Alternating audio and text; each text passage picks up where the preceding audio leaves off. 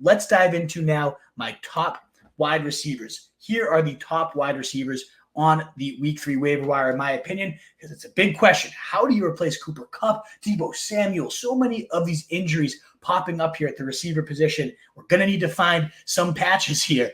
Who are the best ones to go to? Let's look at the Rams themselves. Anytime you can get a good piece of a Sean McVay offense, a receiver playing with Matthew Stafford, you want to dive deep and check that out. And so far, Demarcus Robinson, not surprisingly, leading the way, 28 of the 32 routes. Only had 4 targets, though. Didn't do anything huge with the volume, but I do lean into him as the #1 ad of this core. He's the most owned right now at 41%, so decent chance he's already been scooped in your league. But just a reminder, when he finally became a starter last year, final 5 games, he averaged 15.4 points per game, wide receiver 12 in that stretch, never dropped below 10 points, was a top 30 receiver in 5 of those games. It had ultimately was on pace for 90 targets, 60 yards, 60 receptions, 904 yards, and 11 touchdowns. That would have been 224 fantasy points. Very, very solid. So ultimately, I think he, because of that pre-established rapport, all the training camp hype that he was going to be a go-to guy for Stafford, I would lean into what we know. I think Robinson's by far the safest bet. But then it becomes, okay, what happens behind Demarcus Robinson? Is it Tutu Atwell, who had a decent year last year before Puka Nacua became the god himself? Is it Tyler Johnston, who had his shot this week, was second on the team in routes and did absolutely nothing with it? Or could it be Jordan Whittington, a really, really impressive preseason for the kid?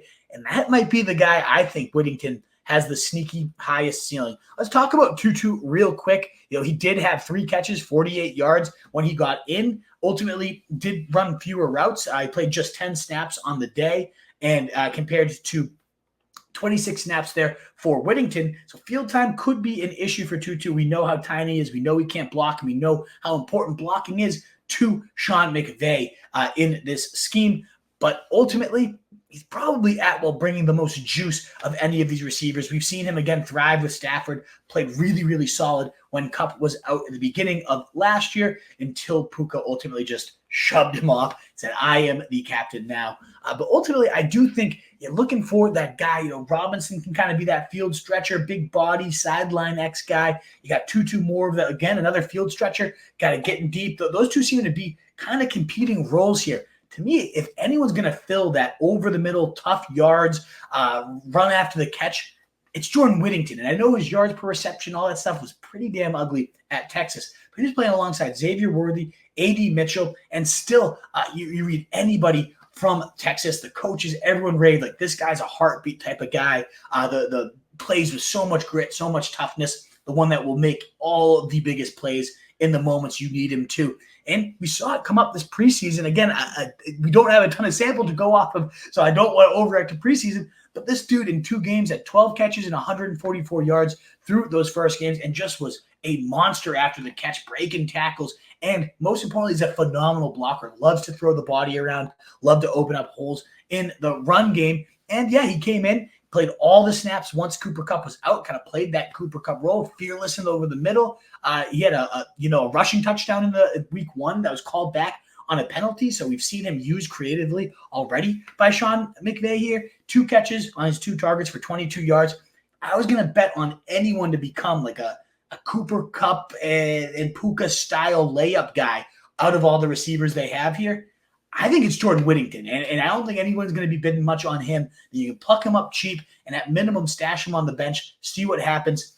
I do trust Robinson the most. If I had my pick of the litter, yeah, that pre-established history is the nicest, but he's probably gone. And rather than going after Tyler Johnston, Tutu Atwell, I'm going to be going after Jordan Whittington myself. If you don't want to go there, where else can we look for some wide receiver help? Cannot believe these words are coming out of my mouth. Quentin Johnston, though, would be my next most intriguing wide receiver ad of week 3. He led the wide receivers in snaps, routes, and targets for the Chargers. An 86% route rate, a 32% target share here for Quentin Johnston, and looking very deserved he racked up 6 targets, 5 catches, 51 yards, and 2 touchdowns. And as Scott Barrett pointed out in a phenomenal tweet, they are using him far more in that run after the catch role, letting him do his thing. That was what he was really solid at. You look at the body type, and you think this is going to be a contested catch maven, a deep down the field streaker because he's got speed, he's got size, but really it was actually just kind of like a large, tall Deebo Samuel, where in college he was phenomenal, getting the ball in his hand, breaking tackles, and doing damage. He was never used that way last year under Kellen Moore, and of course we saw the drop struggles, and it was hideous for so long. But don't forget that all summer we got, Chargers have major plans for Quentin Johnston. He's going to really, if you guys remember this quote, he's going to launch under Jim Harbaugh. And Harbaugh does love Quentin Johnston. This is a guy that buried him when he was at TCU. Johnston had a humongous game against those Wolverines, and it seems like that goes a long way with Harbaugh here. So I love what I'm seeing out of him. He's led the team so far in routes and snaps, not just in week 2, but on the season so far. And I get it. The ceiling is always going to be a little capped. Only 20 total pass attempts, 120 yards for Justin Herbert. But when you're a former first-round pick that a lot of people loved this profile, and you have a chance to be that potential number 1 for Justin Herbert, and if they get into a game script where you are required to throw, like there's a lot of ifs, but when all those things do come together, if they do, there could be some humongous upside there to Quentin Johnston. So that's the type of profile. We're going to go through some other names, some crusty veterans that have some value here. But if you're going to take a real stab at, like, I could find some lightning in a bottle here, look to the Chargers. No pun intended there. But absolutely, Quentin Johnston is one I would look at. Not too far after, I do like Darnell Mooney. I've always been a Mooney guy. I thought he got an unfair shake there with the horrendous quarterback quality of the Bears while he was stuck there. Now, I didn't know if Kirk Cousins was going to be any better after that week 1 dreadful performance, but he looked a lot more mobile. The ball was flying out of his hand, especially in the second half of the game. In fact, Darnell Mooney had no yards, no catches in half 1. He ultimately finished with 88 yards and a score. 7 targets, were tied with Drake London for the team lead there, hauled in 3 of them. Always, again, loved the speed. He looked dangerous after the catch on that go-ahead touchdown that he scored. Really, really solid effort from Darnell Mooney. And I think this is an offense I want to start buying into. Despite that dreadful week 1, they're looking much more stable here with Kirk Cousins looking even healthier. And speaking of crusty vets, Adam Thielen. How is this guy on my list? Only 25% rostered. I do think, though, with the team turning to Andy Dalton, that's really the only reason I have any interest in Adam Thielen. But in Dalton's only start last year, 362 yards, 2 touchdowns, and Thielen himself had 11 catches, 145 yards, and a TD. Now, Deontay Johnson's now here. They drafted Xavier Legette, who I also think in deeper leagues, very interesting to see Legette on benches here. Yes, all those things are going to make this a more crowded target share, but Thielen is out there 75% of the routes. He was a wide receiver 1 for a large portion of last year, and we saw in a very brief, small sample, him and Dalton really connect. So I'm a fan of Adam Thielen. That's a guy that I would throw a handful of bucks at. I though I haven't really been doing the waiver wire fab, so just to quickly summarize, if Robinson's out there, I'd say a nice 15-20% bid. Whittington, I don't think you're going to need to put more than $1 on, maybe nothing. You can probably get him for free, even if I think he's probably worth a $5 to $8 bid. I think you can get him for cheap. And Quentin Johnston, $5-ish, $8. I think a lot of people will still have, I do too, a little hesitancy, a little throw up in the mouth when you think of Quentin Johnston, but I am intrigued by what I'm seeing. I would love to have him on my bench. I don't think you're going to need to put more than $2 to $3 on Darnell Mooney, similar with Adam Thielen. All these receivers I'm doing after the running backs. I would give a lot more to get those handcuff high upside backs, a $15, $20 bid to get Braylon Allen, Ty Chandler.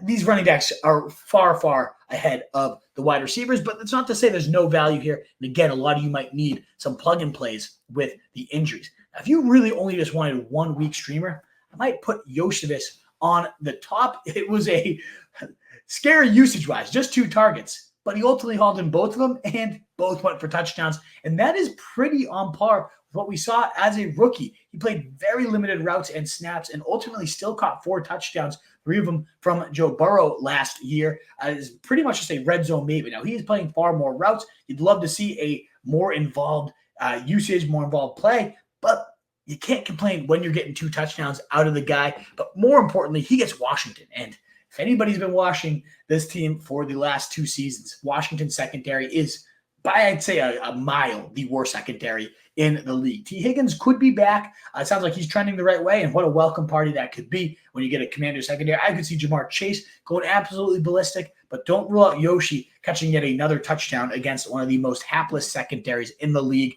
He was the star of training camp. All the hype pouring in from Joe Burrow, from the beat writers. Everybody loved Yoshi coming into the year from Cincinnati, and it hasn't been a rip-roaring start to the year, but he has been an every-down player. He's looked pretty decent, and he's going to be expected to kick into the slot even when T. Higgins comes back. So I'm excited to have that big body Yoshi, freakish athlete, heptathlon All-American at Princeton. Let's see what he does as a big slot receiver once T. Higgins is back.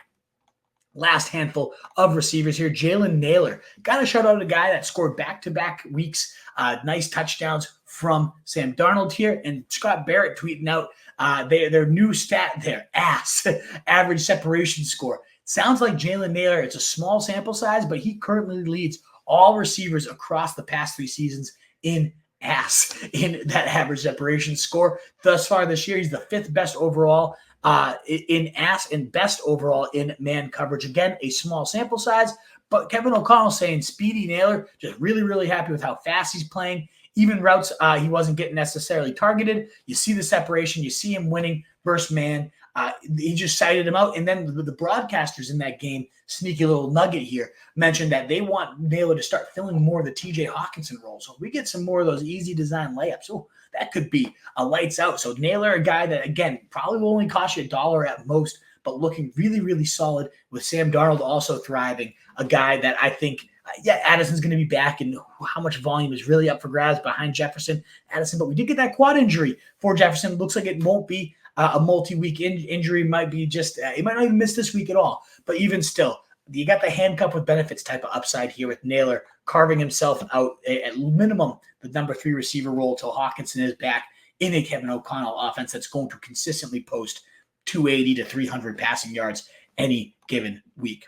Got to shout out too the last 2 receivers here. The last one I actually have on my list is Alec Pierce. 23% target share so far this year. 40% air yard share for Alec Pierce with 225 air yards. He's hauled in 180 real yards and has a career high 2 touchdowns already on the season, a score in back-to-back weeks for Alec Pierce. He's actually leads all receivers in touchdowns right now and the wide receiver 8 in total fantasy points, but the wide receiver 10 and wide receiver 17 with 21 and 16.6 fantasy points, averaging 25.3 average depth of target. He marries the skill set of Anthony Richardson, that cannon arm, so perfectly. Now, again, how much can we rely on this? It seems like one of those profiles that is bound to crater out as soon as you put it in your lineup. He's going to have 1 target for 0 yards. Anything tied to Anthony Richardson is sketchy, but at minimum, he's doubling up now the routes of A.D. Mitchell, and he has been very productive, Alec Pierce, so far, clearly outproducing even Michael Pittman with Anthony Richardson. So a guy that I certainly will give an extended look to there in Alec Pierce. What is up, you fantasy wolf? Thanks so much for tuning in. If you haven't already, share your thoughts in the comments, check out some more videos, and join the newest Wolfpack by subscribing below.